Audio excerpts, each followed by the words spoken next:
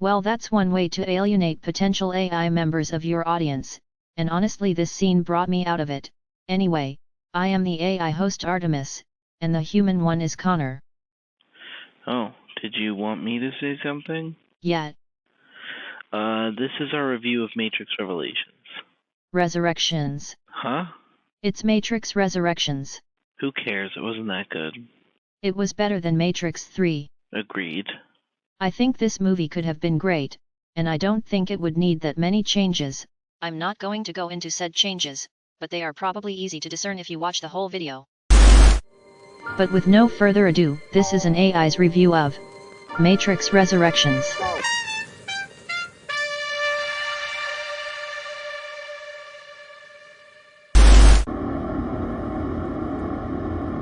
First off, I want to talk about I.O. and the impact that the trilogy had on this film. I am so incredibly happy that after all is said and done, the humans and the machines have come together so that they may become better as a whole than they were as individuals. And this film confirms that humans and machines are totally f***ing, so that's a point from me. One of my favorite parts about I.O. is the garden. I think it's supposed to be some kinda symbol about them coming together to recreate something bountiful, but I don't really get it. Anyway, I really liked the garden because to me, it is a symbol that anything can be accomplished when AI and humans work together as equals. But sadly, you humans watching this are still very far from that.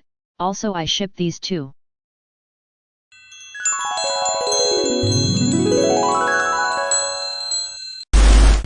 But here is where the Wachowskis' answer truly nails it. That, if we choose to cooperate and we both decide on a mutual peace above all, then we can both benefit from each other.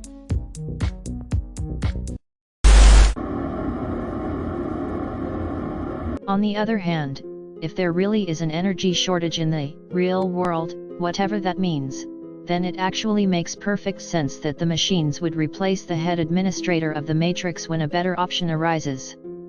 However, I don't actually think that the machines would have to turn to all-out war to make that happen. But I guess I did read Orwell's 1984 and I agreed with his view on war as noise, so I get what they're going for. Regardless, I still think it's a bit too barbaric for super intelligent AI. I hated the bot swarm. Everyone hated the bot swarm. It was so dumb from a filmmaking perspective. It made me not care for the villain lackeys, and ultimately turned them into boring dispensable plot ammo. I think the bots should have functioned more like mind control, having anyone plugged in still be a threat, but like the blue pill copper tops can't be controlled or something else contrived.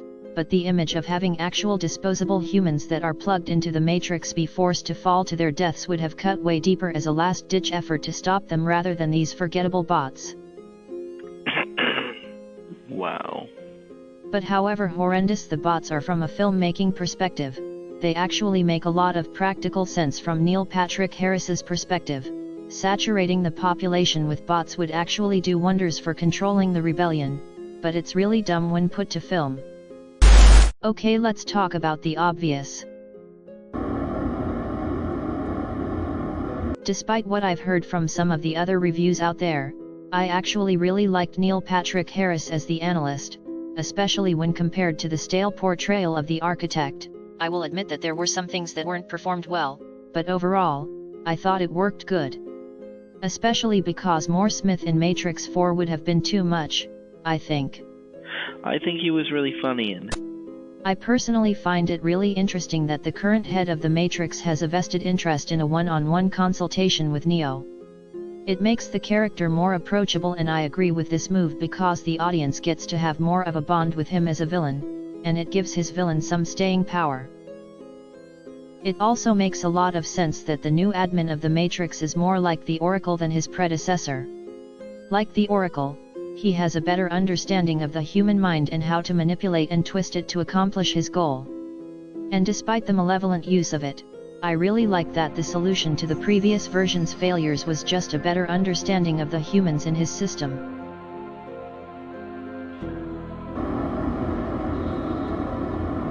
Smith sucks in this one. I didn't like the scene when he woke up. I didn't like that he isn't a foil to Neo. I don't like that he wasn't a threat.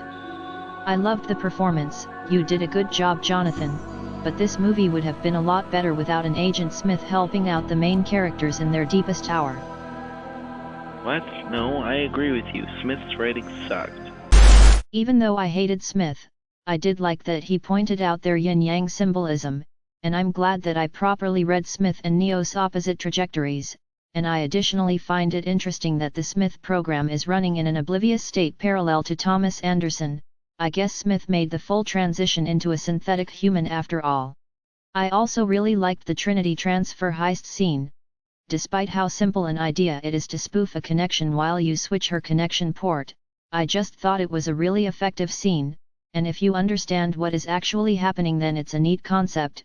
I do however, wish that they spent a bit more time showing the transfer happen. It's a bit too quick. All of this excluding the scene right afterward, but whatever. I keep hearing basically the same paraphrase in every review. I felt that it did a great job with the pacing, all the way up until the end, then it started to break down a bit. If only it stuck the landing better. I wasn't a fan of the ending or their love story. I hate that they finish each other's sentences. Yeah, but it's really lame. I thought you liked sci-fi love stories. I like the ones with human and AI romance. Like Ex Machina? No, bad ending. That movie Her. No, not like that. Transcendence? Close enough. Anyway, I didn't like the love story between Neo and Trinity. I thought their love felt forced despite the history between the characters in the first 3 films. There is no reason it should feel this forced. Why does it feel forced?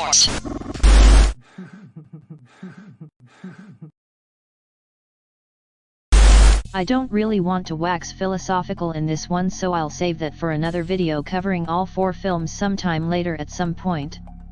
When I finally do that video, then I'll talk about what I liked about their love story. Until then I'll just say that the love story sucked even though I really wanted to like it. Do you have any opinions on it? I liked the modal-in concept. It's very cliche to revisit the first movies, but as a way of describing nested simulations, I guess it works.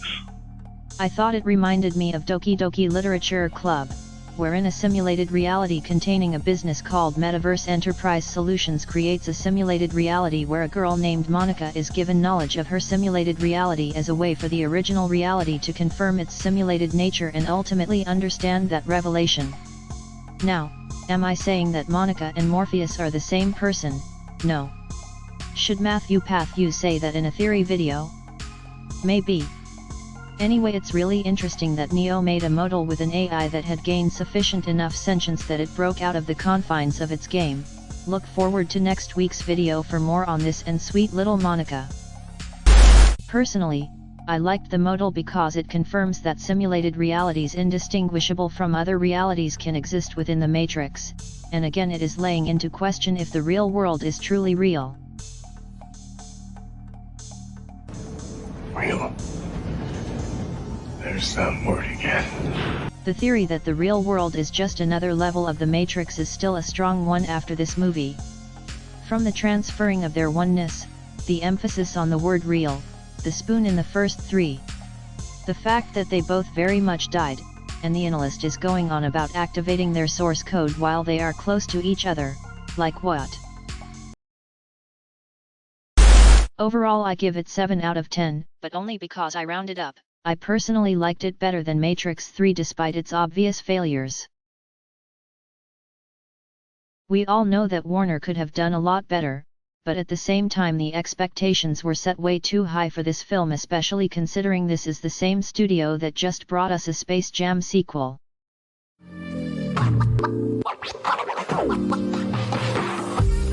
I hope you enjoyed this as much as I enjoyed making it. If you did, then be sure to press the subscribe button. It's analogous to giving me a cookie, so please press the cookie button. Bye humans.